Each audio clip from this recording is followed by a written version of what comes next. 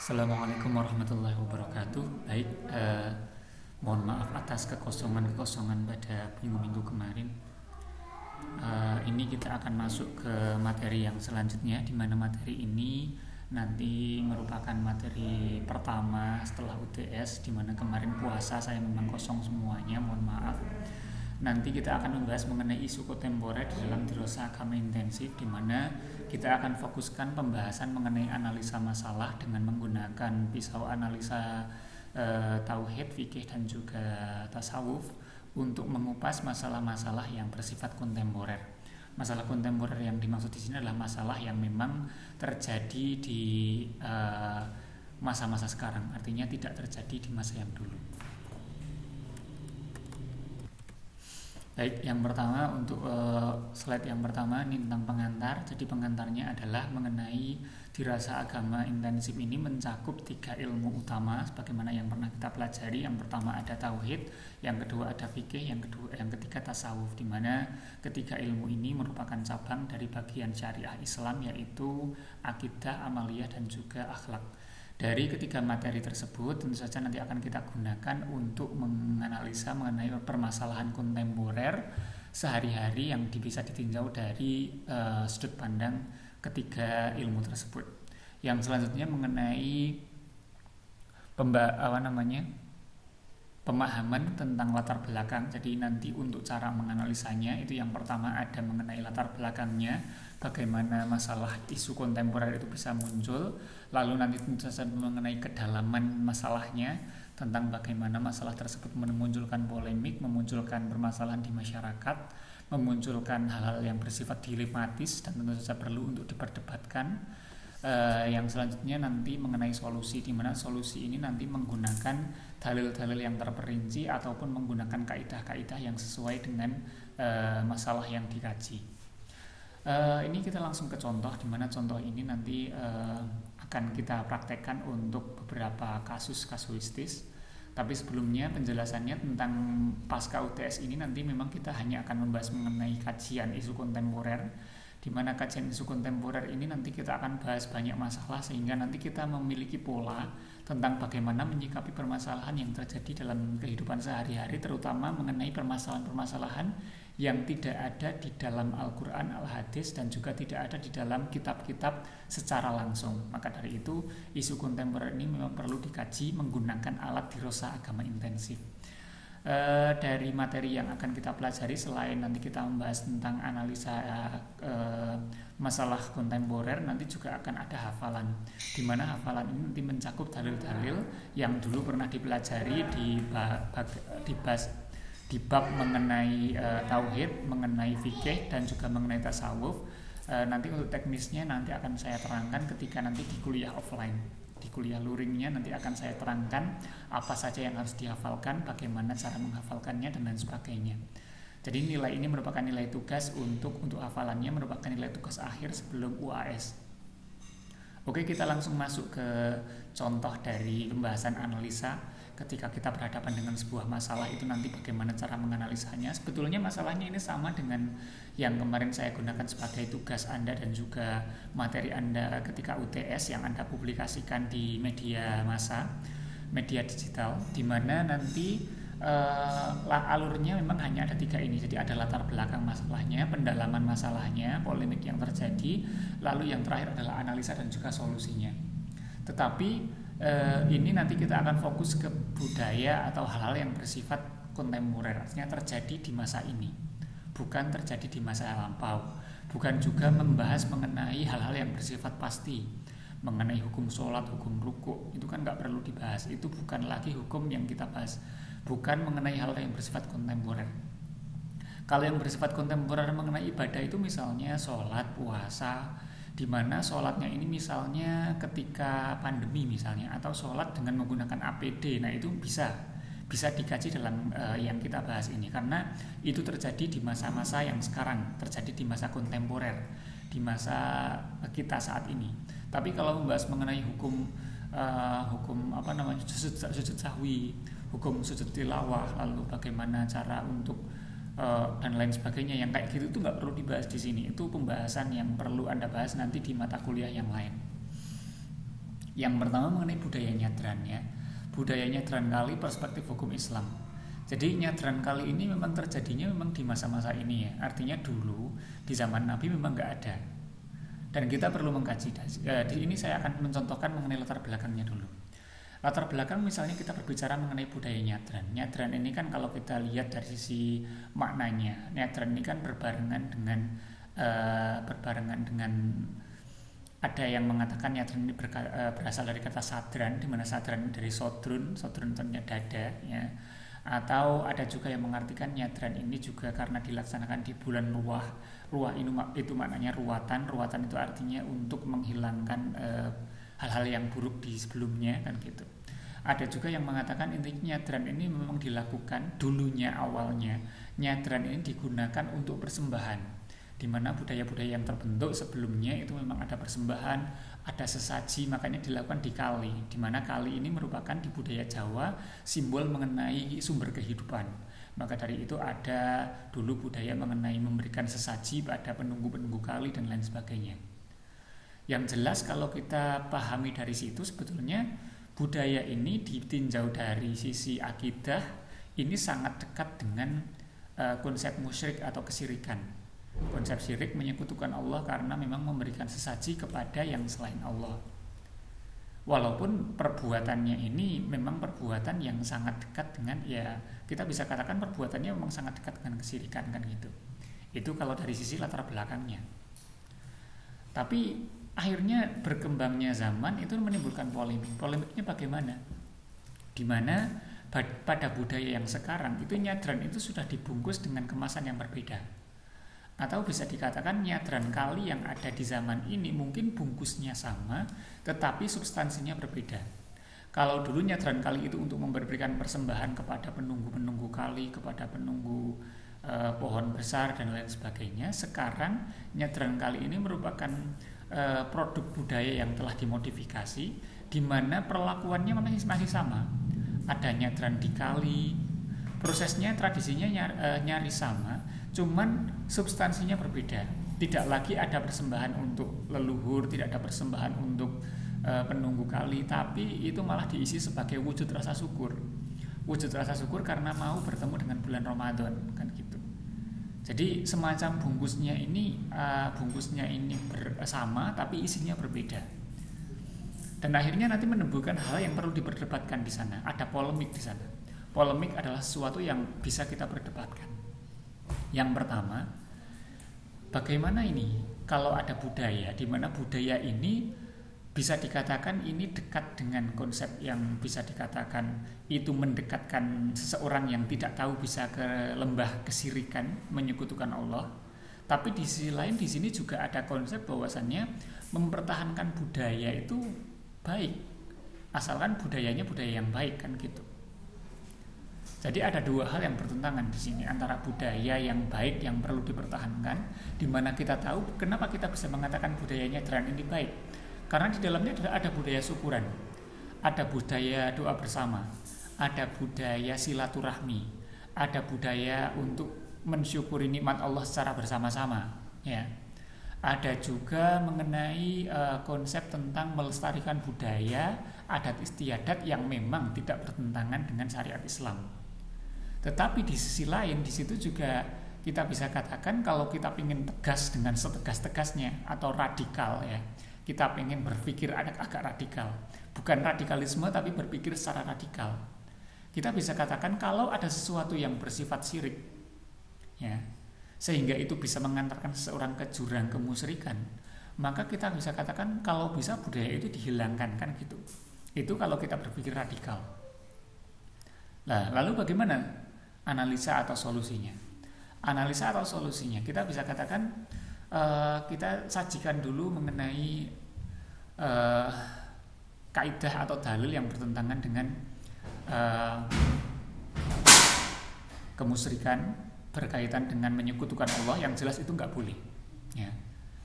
Menyekutukan Allah jelas itu dosa besar, menyembah selain Allah merupakan dosa besar. Tetapi tidak begitu dengan budaya nyadran kali yang ada saat ini. Budaya nyadran kali yang ada saat ini adalah murni untuk mempertahankan budaya. Kita bisa menggunakan kaidah al-adatu muhakamah. di mana adat itu bisa menjadi hukum. Adat yang bisa menjadi hukum adalah adat yang tidak bertentangan dengan syariat Islam.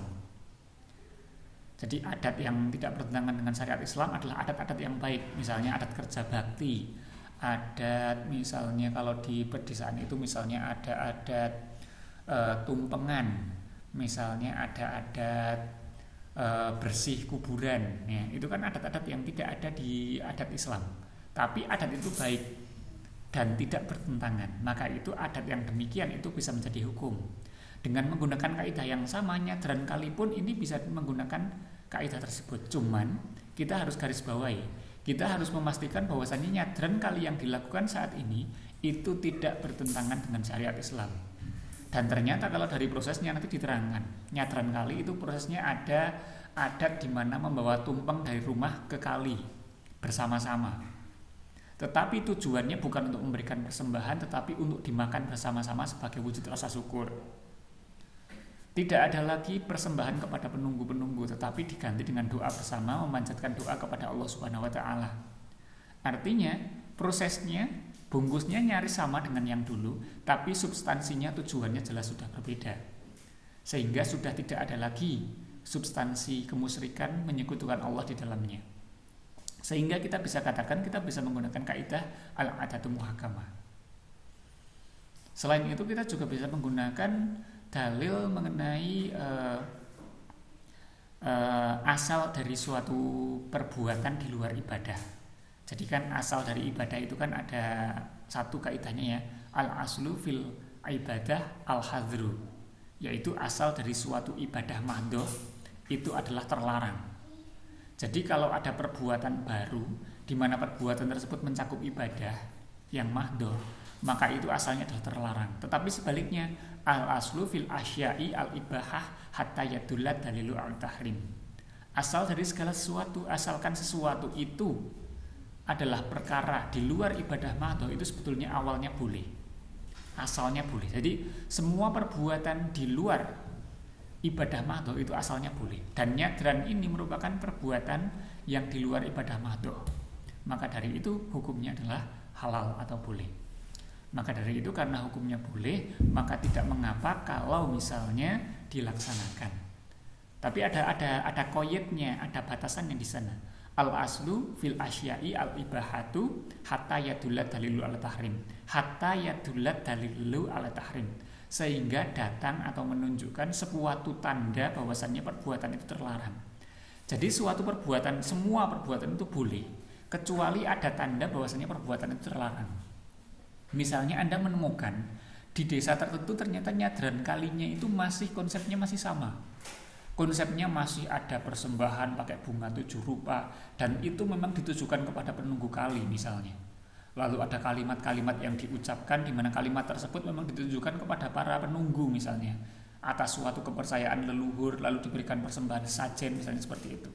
Maka kita bisa katakan nyadran kali yang demikian itu perbuatan yang tidak lagi boleh, karena ada dalil yang menunjukkan tentang keharamannya. Kok bisa mengatakan itu haram? Karena ada dalil mengenai tidak boleh menyekutukan Allah. Jadi itu gambaran mengenai bagaimana kita menganalisa suatu masalah dengan menggunakan dirasa agama intensif. Itu satu contoh. Coba kita ke contoh yang lain. Nih ya, contoh yang kedua. Operasi plastik untuk memancungkan hidung. Banyak sekali di dunia modern ini orang-orang yang menggunakan solusi operasi plastik untuk merubah tubuh, baik memancungkan hidung, baik untuk merubah bentuk pipi, bentuk dagu, lalu ada juga bentuk ya yang lainnya lah, Anda tahu sendiri. Intinya ada operasi plastik yang digunakan untuk merubah bentuk tubuh manusia. Kira-kira bagaimana perspektif dirasa agama intensif menyikapi ini? Yang pertama mengenai latar belakangnya dulu. Latar belakangnya tentu saja kalau kita berbicara operasi plastik merupakan operasi yang dilakukan, terjadi adanya memang di zaman modern. Di zaman Rasulullah nggak ada, zaman tabi'in nggak ada, zaman sahabat nggak ada. Dan operasi ini sebetulnya memang awalnya itu digunakan untuk kecantikan di dunia kosmetika. di dunia, di mana mereka ingin merubah wujud yang semula kurang baik menurut perspektif mereka, ya, menurut perspektif para orang yang mengatakan ini nggak mancung, kurang bagus, ini pipinya kurang tirus, nggak bagus, dagunya kurang panjang, nggak bagus, dan lain sebagainya, sehingga ada sesuatu yang dikatakan operasi plastik. Nah, operasi plastik ini bagaimana nanti ya? Jadi tentu saja kalau kita lihat di sini dari latar belakang tersebut, tentu saja kita bisa katakan dari latar belakangnya saja itu kita bisa memunculkan dalil di sana. Dalilnya yaitu kita tidak boleh merubah wujud yang sudah ditetapkan oleh Allah Subhanahu wa taala. Dalilnya kalau tidak salah berbunyi ada di surat An-Nisa ayat 119 yang berbunyi wala udillannahum wala umanniyannahum wala amurannahum falayubattikunna adzanal an'ami, ya, wala amurannahum falayughayyirunna khalqallah. Jadi itu tentang dalil mujmal, dalil umum tentang ketidakbolehan seseorang merubah bentuk tubuh yang ada pada kalimat yang pada intinya setan itu akan mendorong manusia, akan menyesatkan manusia, salah satunya nanti mendorong manusia untuk merubah bentuk tubuhnya, untuk merubah ciptaan Allah yang sudah ada. Jadi memang pada dasarnya dari ayat ini memang ini bersifat mujmalnya, artinya dalil ini tidak bisa digunakan sebagai dalil fikih secara langsung untuk menghukumi operasi plastik, nggak bisa. Tapi yang jelas ini menjadi latar belakang bahwasannya memang pada satu waktu itu manusia akan merubah bentuk tubuhnya, akan melakukan operasi plastik di mana merubah bentuk tubuh sesuai dengan godaan setan, kan seperti itu. Jadi itu latar belakang mengenai bagaimana operasi plastik muncul memang digunakan oleh orang-orang yang sengaja ingin merubah bentuk tubuhnya. Di mana merubah bentuk tubuh ini banyak sekali, bisa merubah gigi, bisa merubah rambut, sambung rambut, merubah alis, merubah bulu mata, merubah dagu, dan lain sebagainya. Nah, lalu polemiknya terjadi. Yang pertama, ini mengenai kemajuan teknologi. Kita bisa katakan polemiknya di masyarakat yang ada saat ini itu masyarakat terdorong untuk bagaimana memang merubah bentuk tubuhnya. Budayanya memang seperti itu. Apalagi kalau orang yang memiliki uang. Budaya menggunakan laser lah, operasi plastik dan lain sebagainya itu sangat kerap sekali. Karena mereka pengen memang terlihat selalu awet muda dan lain sebagainya. Terlihat pengen lebih baik. Terlihat pengen hidungnya yang pesek menjadi mancung, kan gitu. Dan ini merupakan polemik yang terjadi. Polemiknya bagaimana? Ada dilema di sana. Dilemanya ada budaya yang sudah terbentuk di masyarakat modern untuk merubah bentuk tubuh. Tetapi di sisi lain ada larangan tentang bagaimana merubah bentuk tubuh ini tidak boleh. Kan gitu. Lalu bagaimana analisa dan juga solusinya? Analisa secara fikih kita bisa katakan operasi plastik untuk memancungkan hidung ini tentu saja kita bisa menggunakan dalil An-Nisa ayat 119.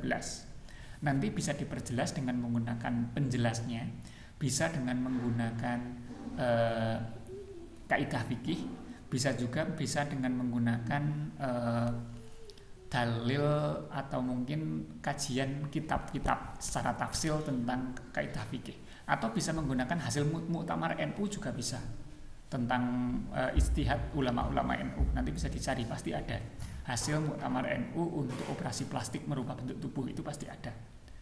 Mencarinya di mana? Boleh di internet nggak? Boleh saja. Tapi saran saya internet hanya digunakan sebagai amarah nomor 1. Amarah nomor 1 artinya hanya digunakan sebagai petunjuk pertama, bukan digunakan sebagai referensi utama. Ya, digunakan sebagai petunjuk pertama saja. Polemiknya tadi ada budaya yang memang terbentuk di masyarakat tentang bagaimana mereka berlomba-lomba untuk mempercantik bentuk tubuh. Lalu yang kedua ada tentang ada bahwasannya larangan untuk merubah bentuk tubuh itu sendiri, di mana larangannya itu jelas tidak boleh merubah apa sesuatu yang memang sudah diciptakan Allah demikian. Ya. Lalu apa solusinya, analisanya? Yang pertama bisa digunakan mengenai dalil misalnya kalau kita pakai asal dari suatu tadi kita bisa pakai ya al aslu fil asyai al ibah. Kenapa pakai al aslu fil asyai? Karena merubah bentuk tubuh ini kan bukan ibadah mahdoh ya, itu perkara yang di luar ibadah mahdoh. Maka dari itu kita gunakan dalil al aslu fil asyai al ibahah hatta yadulla dalil tahrim. Berarti sebetulnya operasi plastik itu hukum asalnya itu boleh, sehingga datang sesuatu yang mengharamkan. Berarti Pak, gimana hukumnya operasi plastik? Boleh, tapi operasi plastik ini perlu kita kaji dulu, ini kira-kira ada dalil yang melarangnya enggak gitu. Jadi awalnya itu boleh selama tidak ada yang melarang. Jadi kalau ditanya hukum operasi plastik gimana, kita harus tanamkan dulu operasi plastik itu boleh. Itu yang pertama. Baru nanti kita cari ada tanda-tanda yang mengharamkan enggak. Oh ternyata di dalam operasi plastik itu merubah bentuk tubuh, merubah ciptaan Allah. Di mana merubah ciptaan Allah ini ada dalil surat An-Nisa 119 yang secara implisit menyatakan merubah bentuk tubuh merupakan perkara yang dikehendaki setan, sehingga itu bisa dikatakan itu merupakan hukum yang tidak boleh dilakukan. Jadi itu mengenai analisanya, bisa menggunakan itu atau menggunakan yang lain, bisa menggunakan kaidah misalnya ad-dararu yuzalu misalnya. Tapi ad-dararu yuzalu ini bisa digunakan untuk operasi plastik yang selain untuk dunia kecantikan. Ada satu waktu di mana manusia itu misalnya kecelakaan ternyata wajahnya memang harus dioperasi, di mana operasi ini memang membutuhkan teknis operasi plastik untuk menyembuhkannya. Ini ada memang di dunia medis. Jadi operasi plastik yang ada di dunia medis bukan untuk alasan kecantikan atau merubah bentuk yang sudah ada, tapi untuk kaitannya dengan merubah untuk menyembuhkan atau untuk mempermudah seorang untuk sembuh dari suatu keadaan yang berbahaya. Ad-dararu yuzalu itu kan artinya sesuatu yang berbahaya harus dihilangkan. Sesuatu yang berbahaya harus dihilangkan. Artinya sesuatu yang berbahaya itu apa sih? Sesuatu yang berbahaya adalah sesuatu yang dia itu mengancam 5 maslahah al-khams. Maslahah yang 5. Masalah 5 ini apa aja? Ada hifdzul nafsi, hifdzul dini, hifdzul akli, hifdzul mali, hifdzul ardi. 5 ini artinya hifdzul nafsi menjaga jiwa, hifdzul dini menjaga agama, hifdzul akli menjaga akal, hifdzul mali menjaga harta, hifdzul ardi atau hifdzul nasbi menjaga kehormatan atau menjaga nasab. Kalau ada perbuatan-perbuatan yang melanggar kelima hal ini, maka itu termasuk hal yang doror. Dan doror ini artinya yaitu mengancam jiwa, mengancam nyawa, atau mempersulit juga bisa, mempersulit jiwa untuk tetap hidup. Seseorang dalam kondisi kecelakaan ternyata mukanya itu misalnya kena aspal sehingga dia nanti akan kesakitan kalau tidak diobati. Sehingga ada solusi dari dokter, mukanya harus dioperasi plastik. Nah, operasi plastik yang demikian ini berbeda dengan operasi plastik yang awal, sehingga bisa digunakan kaidah ad-dararu yuzalu atau ad-dararu yuzalu atau bisa atau yang lain al-masyaqqatu tajlibu taisir, sesuatu yang sulit itu memperbolehkan atau menarik sesuatu yang mudah. Boleh pakai itu juga. Yang artinya apa? Kalau sesuatu itu mengancam sesuatu yang khomes yang 5 tadi itu maka itu secara darurat nanti bisa diperbolehkan. Operasi plastik tadi kita udah tahu hukumnya di dalam dunia kecantikan, tapi operasi plastik di dalam hal kedokteran medis untuk mengobati pasien itu masuk dalam kaidah ad-dararu yuzalu. Sesuatu yang berbahaya diperbolehkan. Artinya apa? Kalau sesuatu itu kok terlarang, ya, tetapi itu kok memang harus dilakukan karena alasan darurat. Darurat itu apa? Yaitu tadi mengancam 5 hal tadi. Maka itu nanti boleh ad-dararu yuzalu, karena sesuatu yang doror itu nanti sesuatu yang doror harus dihilangkan. Ad-dararu yuzalu atau anak kaidahnya itu ad-daruratu tubihul mahdurat. Sesuatu yang berbahaya itu nanti akan memperbolehkan sesuatu yang dilarang. Contohnya ini operasi plastik ini nanti bisa diperbolehkan kalau misalnya nanti menghalangi atau operasi plastik diperbolehkan kalau dalam kondisi darurat alasannya medis. Jadi solusinya di sana tentang operasi plastik. Yang selanjutnya ada bayi tabung. Nah, bayi tabung itu untuk mempermudah memperoleh keturunan. Saya kira ini untuk tugasnya ya. Jadi ini tugasnya. Silahkan Anda share tugas hari ini sebagai absensi. Anda kerjakan tugasnya via WA saja. Tapi untuk agar saya bisa memastikan absensinya tolong di kolom komentar. Di kolom komentar YouTube ini ya. Di kolom komentar video ini silahkan Anda absensi. Adapun tugasnya silahkan Anda kerjakan di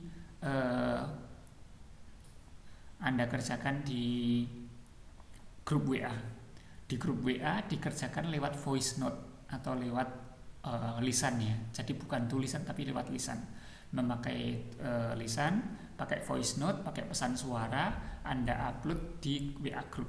Silakan durasinya mau terserah, mau 10 menit, 15 menit, 5 menit juga nggak apa-apa kalau udah selesai. Yang jelas dia menjelaskan melatar belakang apa itu bayi tabung, apa itu maksudnya mempermudah memperoleh keturunan, lalu polemik yang terjadi bagaimana, artinya maslahat yang terjadi bagaimana sih bayi tabung, lalu madorotnya bagaimana sih. Artinya madorot memang di sana ada perkara yang kira-kira nanti akan terjadi bahaya nggak di sana bayi tabungnya gitu. Nanti bisa dicari polemiknya, sesuatu yang bisa diperdebatkan di sana. Lalu nanti dianalisa mau pakai kaidah apa. Analisa dan juga solusi tentu saja harus berdasarkan dalil. Dalil-dalilnya sudah saya terangkan pada perkuliahan sebelumnya, pada video-video sebelumnya, pada kaidah-kaidah fikihnya juga ada. Kalau mengenai bayi tabung ini kan perbuatannya, berarti nanti bisa cenderung cari atau pisau analisanya adalah analisa fikih ya, bukan analisa akidah ataupun analisa akhlak atau tasawuf. Jadi analisa fikih di sini. Silahkan dikerjakan. Saya ingatkan lagi, absensinya lewat kolom komentar, lalu tugasnya dikumpulkan via WA group menggunakan pesan suara atau voice note. Saya kira itu kurang lebih. Mohon maaf. Assalamualaikum warahmatullahi wabarakatuh.